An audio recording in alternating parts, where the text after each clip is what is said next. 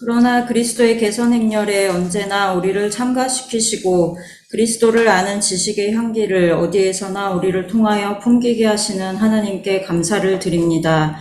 우리는 구원을 얻는 사람들 가운데서나 멸망을 당하는 사람들 가운데서나 하나님께 바치는 그리스도의 향기입니다. 그러나 멸망을 당하는 사람들에게는 죽음에 이르게 하는 죽음의 냄새가 되고 구원을 얻는 사람들에게는 생명에 이르게 하는 생명의 향기가 됩니다. 이런 일을 누가 감당할 수 있겠습니까? 우리는 저 많은 사람들처럼 하나님의 말씀을 팔아서 먹고 살아가는 장사꾼이 아닙니다. 우리는 하나님께서 보내신 일꾼답게 진실한 마음으로 일하는 사람들입니다. 우리는 하나님이 보시는 앞에서 그리스도 안에서 말하는 것입니다. 아멘. 설교 본문의 제목은 저희가 이미 성경 공부할 때 한번 같이 나눴던 그런 본문의 말씀입니다. 오늘 설교 제목이 약간 거슬리지 않으신가요? 보통은 우리는 그리스도의 향기입니다. 이렇게 하는 경우가 많은데 냄새라고 했습니다.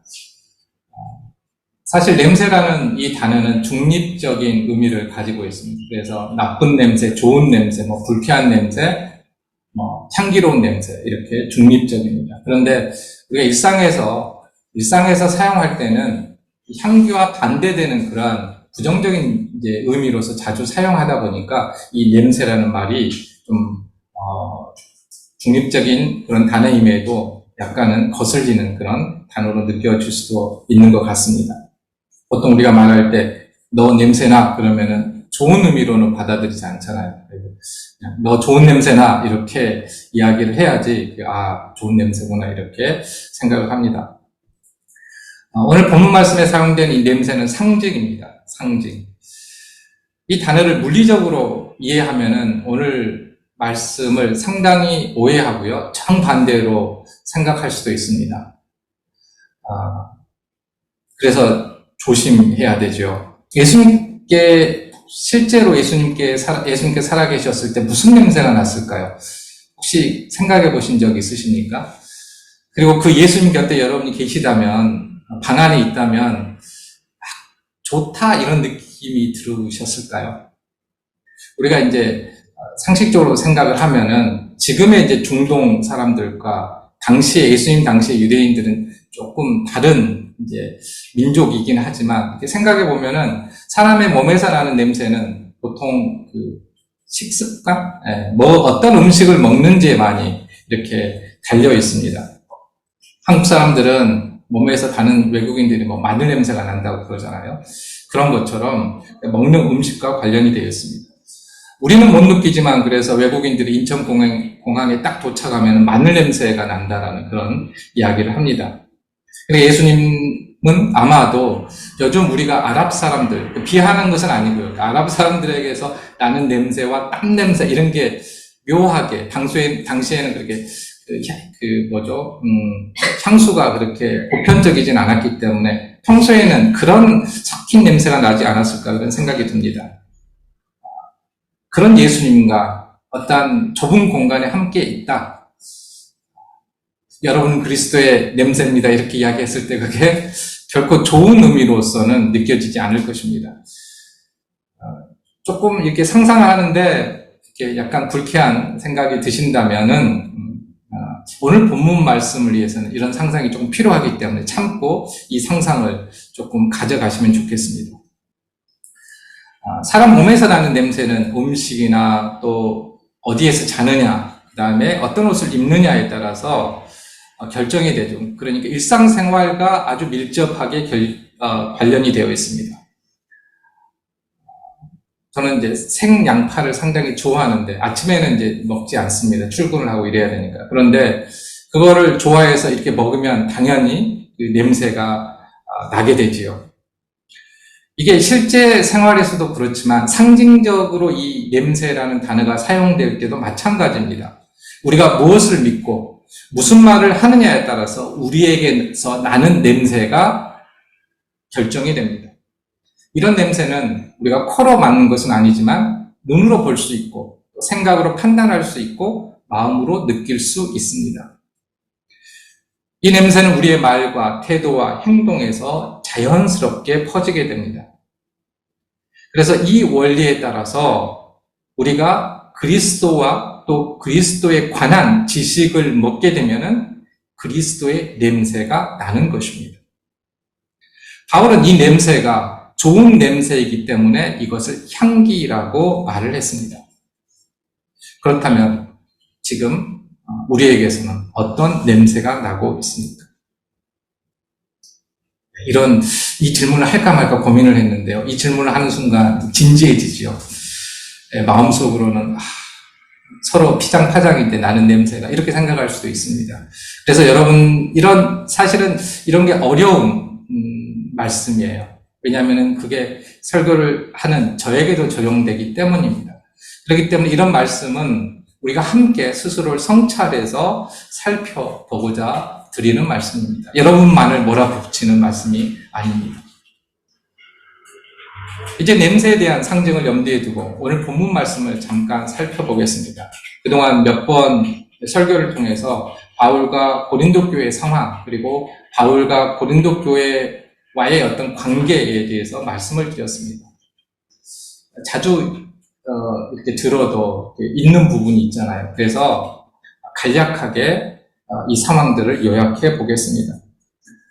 3차 전도 여행 중에 에베소에 머물던 바울은 고린도 교회의 문제가 심각하다는 사실을 깨닫고 원래 계획했던 전도 여행의 계획을 갑자기 변경합니다. 원래는 다른 곳을 들렸다가 고린도에 가려고 했는데 직접 고린도로 가려고 계획을 바꾸게 되죠. 큰 기대를 가지고 고린도를 방문을 했습니다. 그런데 바울의 기대와는 전혀 다르게 이 방문은 그에게는 큰 슬픔과 고통이 되었습니다.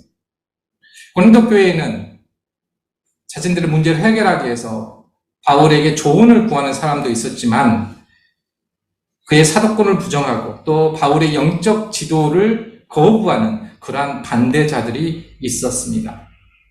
바울의 반대자는 교회에서 소수였던 것처럼 보여집니다. 그런데 예나 지금이나 한 공동체 안에서 이 소수가 목소리가 크고 또 과격하게 행동을 하게 된다면 교회 전체 분위기는 영향을 받지 않을 수가 없습니다. 바울은 이 반대자의 반대가 얼마나 심했는지, 얼마나 이들에게 시달렸는지, 아마 바로 바울의 앞에서 아마 정말로 해서는 안 될 말들도 그렇게 하며 공격을 했던 것 같습니다. 원래는 북쪽 마케도니아, 주보에 지도가 나와 있거든요. 지난주에, 말씀을 드렸던 그 지도가 있는데 그 지도를 보시면은 원래는 북쪽 마케도니아를 지금의 그리스의 북쪽 지방입니다. 마케도니아를 갔다가 다시 고린도를 거쳐서 돌아가려고 했는데 얼마나 그 상처가 컸는지 다시 고린도를 들리지 않고 바로 에베소로 돌아가게 됩니다. 그리고 그곳에서 눈물의 편지를 쓰게 되죠. 이 눈물의 편지를 디도를 통해서 고린도 교회에 보냅니다. 그리고 고린도 교회는 아마도 투표를 통해서 다수가 이 편지에, 눈물의 편지에서 바울이 요구했던 자신의 대적자를 징계하라는 그 요구를 이 눈물의 편지에 썼던 것 같은데 그 요구대로 이 고린도 교회의 다수가 결정을 한 것 같습니다.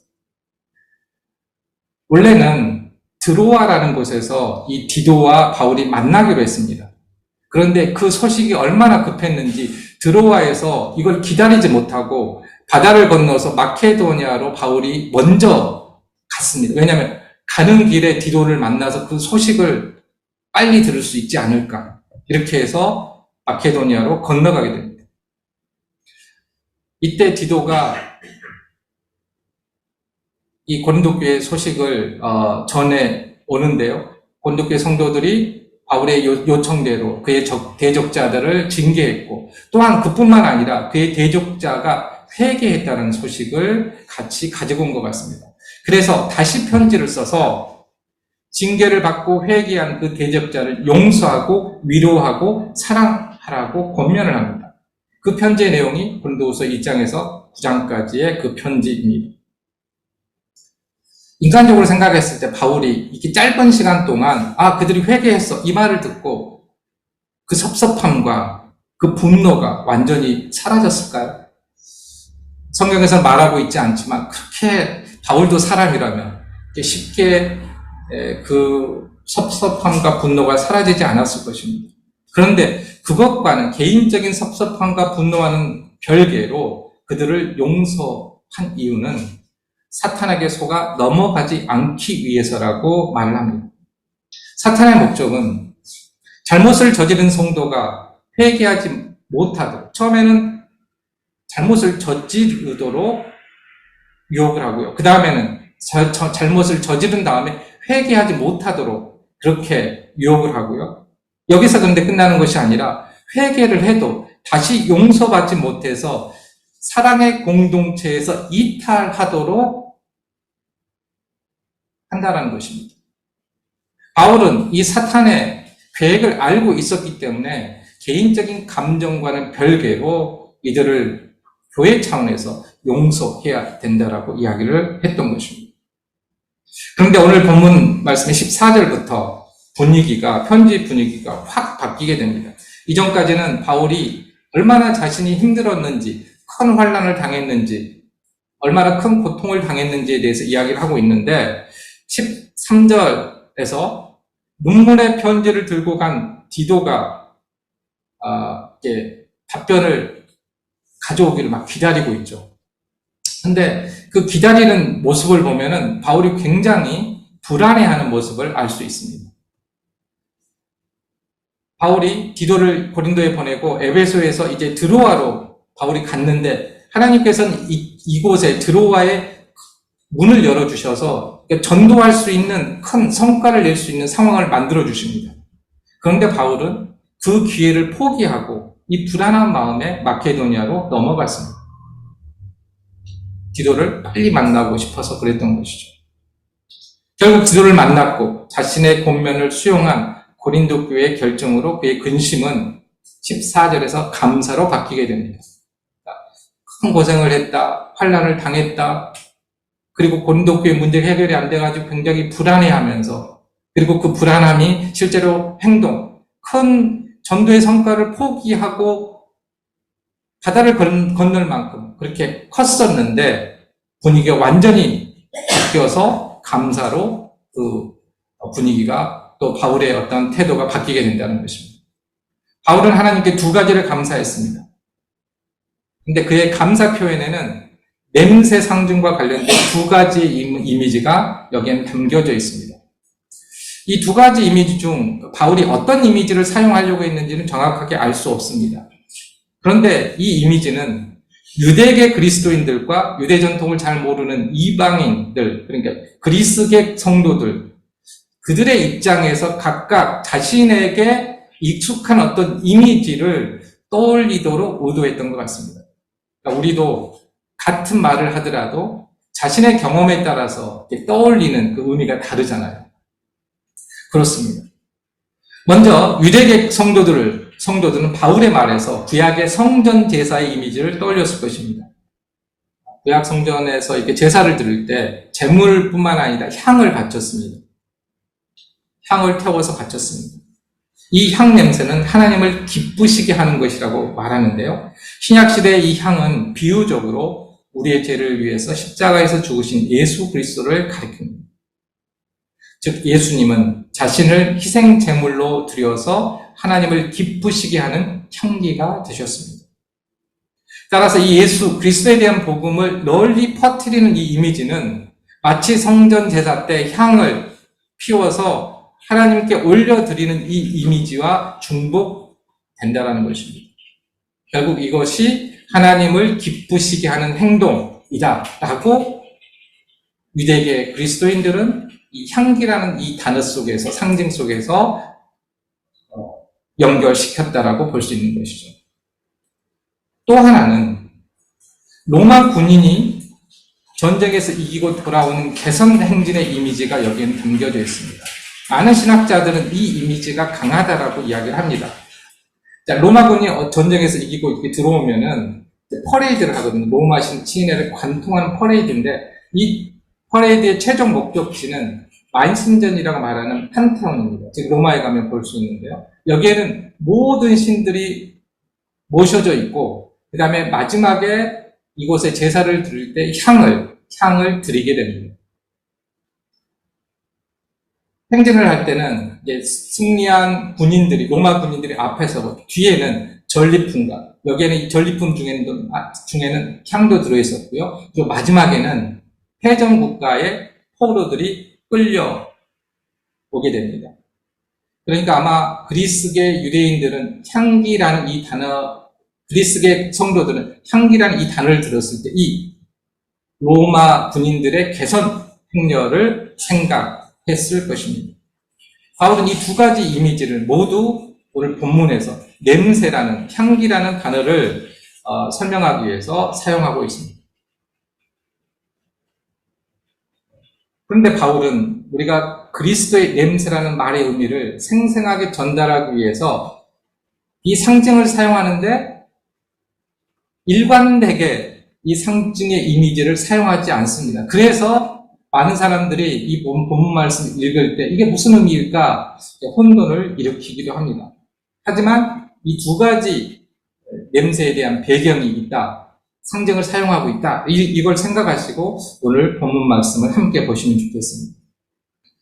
바울은 먼저 그가 개선 행렬에 참여하고 있는 것에 대해서 감사합니다. 개선 행렬에 대한 이미지는 14절 말씀에 근거한 것인데요. 개정 성경을 보면은 개혁 개정 성경을 보면 이 개선 행렬이라는 단어가 없습니다. 세번역 성경에는 이 단어가 있는데요. 개혁 개정은 항상 우리를 그리스도 안에서 이기게 하시고라고 되어 있습니다. 세번역 성경에서는 이걸 조금 더 구체적으로 개선 행렬의 상황에 적용하고 있는 것이죠. 그 이유는 이 이기게 하다라는 단어가 단순히 승리하다라는 그런 뜻만 있는 것이 아니라 조금 더 구체적인 상황을 생각하게 하는, 승리를 축하하다, 개선 행렬로 이끌다라는 그런 뜻도 있기 때문입니다. 그런데 이렇게 개선 행렬을 우리가 상상을 하고 이 본문 말씀을 읽는다 하더라도 신학자들도 어려워하고 또 많은 독자들이 어려워하는 부분이 있습니다. 이 개선 행진에서 바울은 어떤 신분으로 과연 참여하고 있는 것일까? 지금 바울은 자신이 이 개선 행렬에 참여하고 있다고 이야기를 하고 있는데 어떤 신분일까? 승리자의 편에서 싸운 군인 신분일까? 아니면 포로의 신분일까? 이 신분이 중요한 것은 지금 바울의 신분이 바로 우리 그리스도인의 신분이 되기 때문입니다. 어려운 부분이어서 신학자들도 의견 일치를 보지 못합니다. 여기에 사용된 어떤 상징의 이미지도 일관되지 않고요. 그런데 전체적으로 우리가 생각해 볼 수 있는 그러한 어떤 내용들은 있습니다. 우리가 혼돈을 일으키는 이유는 바울이 골로새서에서 이 개선행진 이미지를 사용하는데 이때는 자신을 포로라고 이야기를 했습니다. 그렇기 때문에 이 오늘 본문 말씀에도 바울의 어떠한 그 위치가 포로다라고 해석을 하는 사람들이 있는데요. 근데 그렇게 해석하면은 맥락상 전혀 맞지 않습니다. 왜냐하면은 개선 행렬이 끝난 다음에 포로는 죽임을 당하기 때문입니다. 따라서 바울이 개선 행렬의 이미지를 오늘 본문 말씀에서 사용을 했지만 그가 비유하고자 하는 그 내용과 대상은 달랐다라고 우리가 생각해 볼 수 있습니다. 오늘 본문 말씀을 보면 바울은 분명하게 그리스도가 이끄는 전쟁에서 승리자의 편에 서 있으면서 승리의 기쁨을 만끽하고 있습니다. 그가 가말리아 문화에서 초대교회를 핍박했을 때는 그리스도의 대적자였습니다. 그런데 그리스도인들을 핍박하기 위해서 다메섹으로 가는 도중에 그리스도께 포로로 잡혔습니다. 그리고 그 후부터는 그리스도 편에서 싸운 군인이 되었습니다. 이렇게 생각하면 그가 개선 행진에 참여한 것에 감사하고 있는 상황을 잘 이해할 수 있습니다. 그러니까 포로였는데 포로로 잡혀서 그리스도의 편에서 이제 싸우는 군인이 되었다는 것이죠. 그런데 이 두 가지 이미지가 그러니까 함께 있는 거죠. 승리자 편에 선 군인의 이미지와 포로의 이미지가 같이 겹쳐져 있습니다. 바울은 자신이 분명 승리자의 편에 선 군인이라고 확신했습니다. 그런데 중요한 것은 이 두 개의 이미지가 겹쳐지는 것은 다른 사람에게도 그렇게 보였을까라는 것이죠. 그렇지 않은 것 같습니다. 오늘 본문 말씀의 앞뒤를 이렇게 연결해서 읽어보면 바울은 고린도 성도들에게 이렇게 말하는 것 같습니다.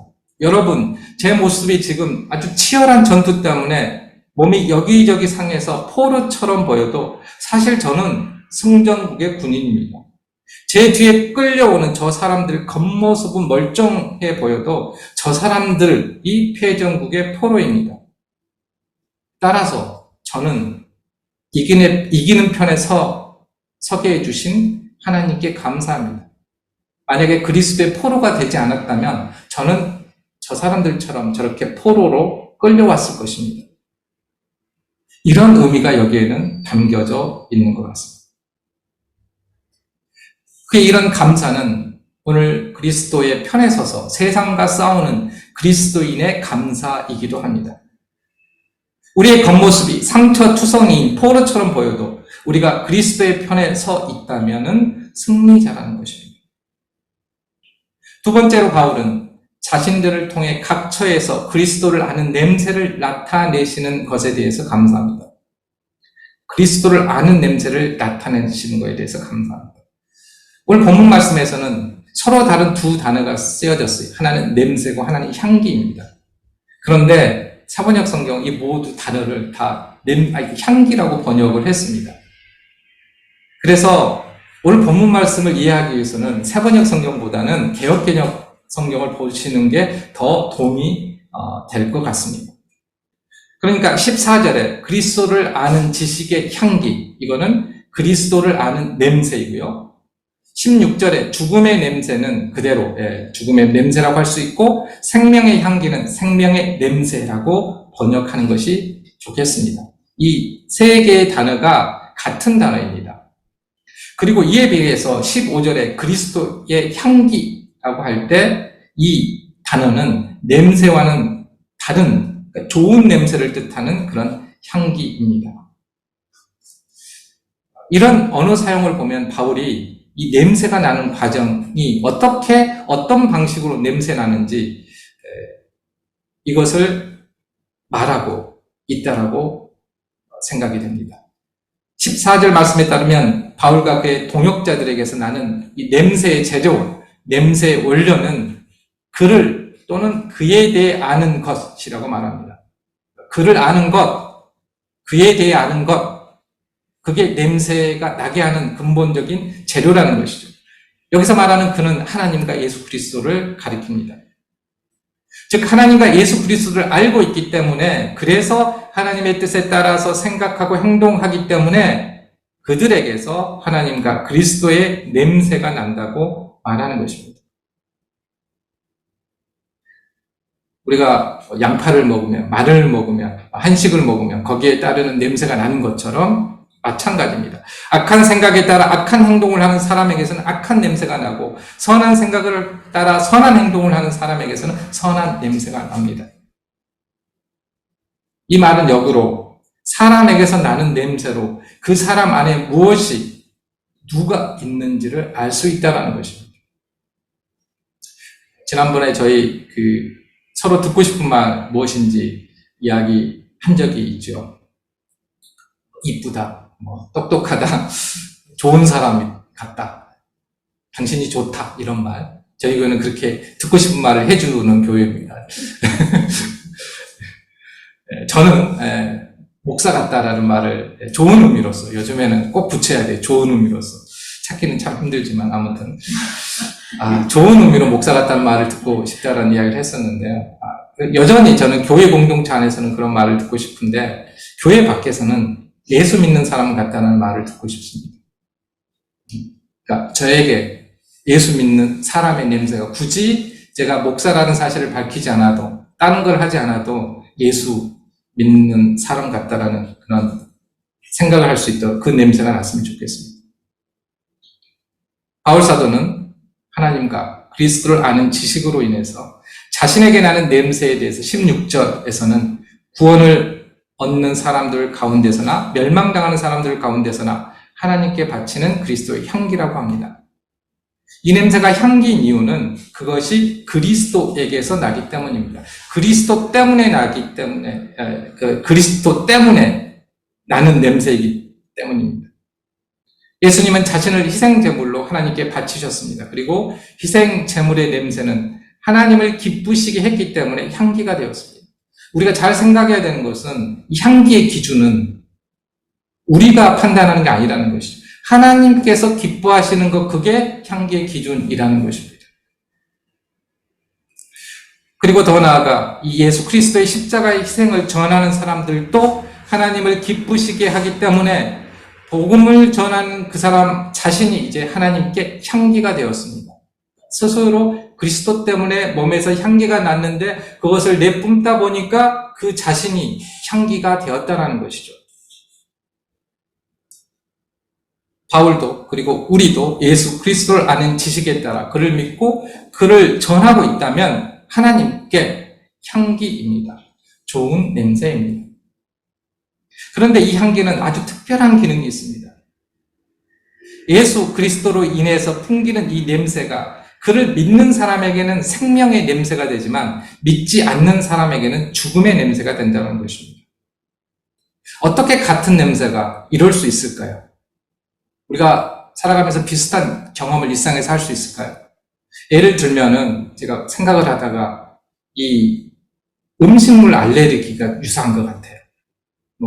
복숭아, 수박, 우유, 달걀, 알레르기가 있잖아요. 좋아하는 사람에게는 그게 굉장히 향기롭습니다.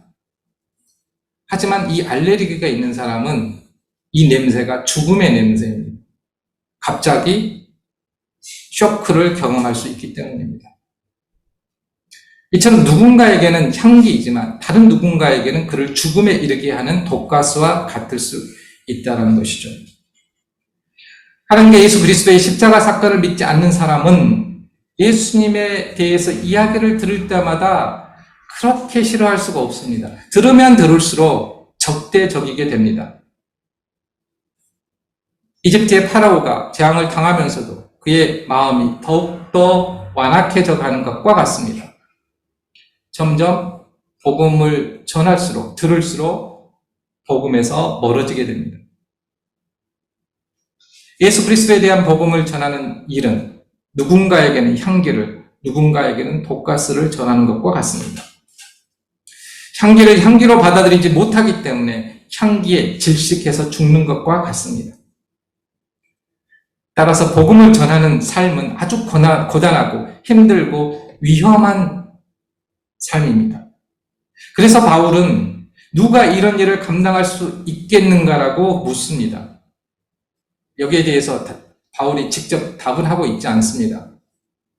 그런데 이 질문에는 아무도 이 일을 감당할 수 없기 때문에 그런 자격이 없지만 하나님께서 나에게, 우리에게 이 사역을 감당하게 하셨다라는 이런 답이 내포되어 있습니다.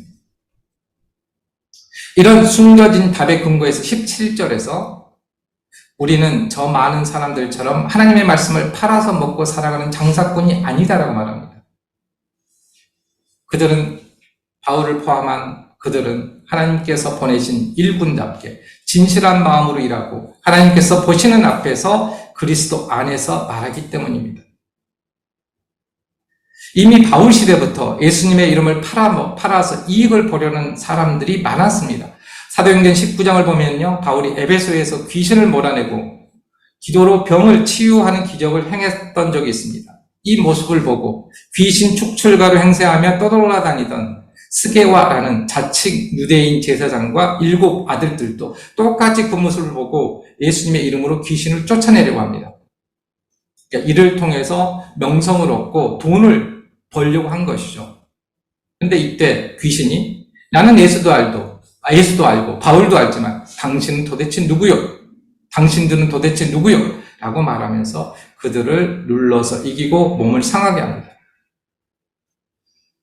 기원 후 80년에서 150년 사이에 기록된 디다케라는 교회 문서를 보면 기독교 교회를 순회하는 교사들 중에 금전적 이득을 취하려는 이들이 있다고 주의를 당부합니다. 여기에 이런 구절이 있습니다.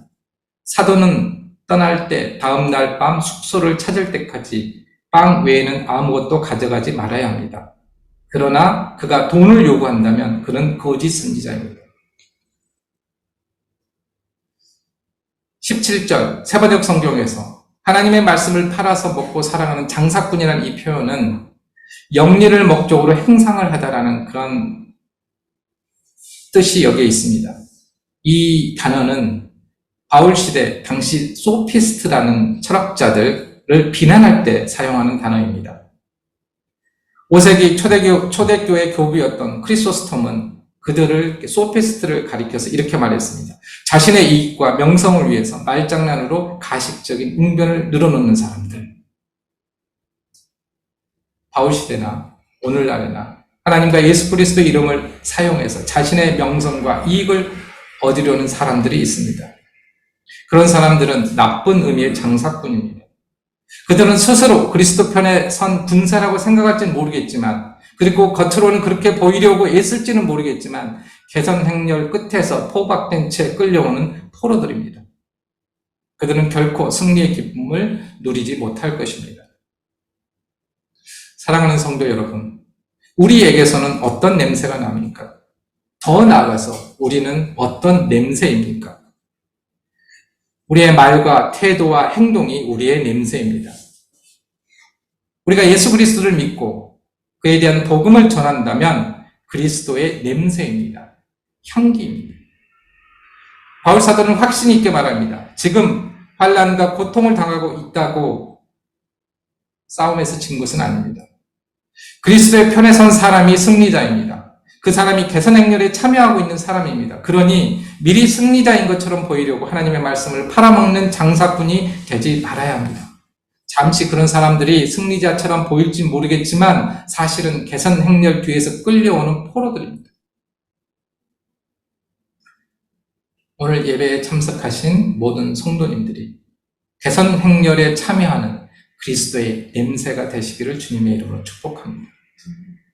그리고 지금 어려움을 겪고 있다 할지라도 하나님의 말씀을 팔아먹지 않고 진실한 마음으로 일하고 있다면 그리스도의 개선 행렬에 참여하고 있다고 확신하고 그 기쁨을 만끽해야 합니다. 그 기쁨을 만끽하시는 성도님 되시기를 다시 한번 주님의 이름으로 축복합니다. 아멘.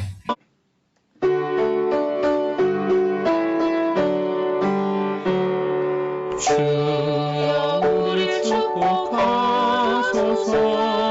당신의 평화를 주소서.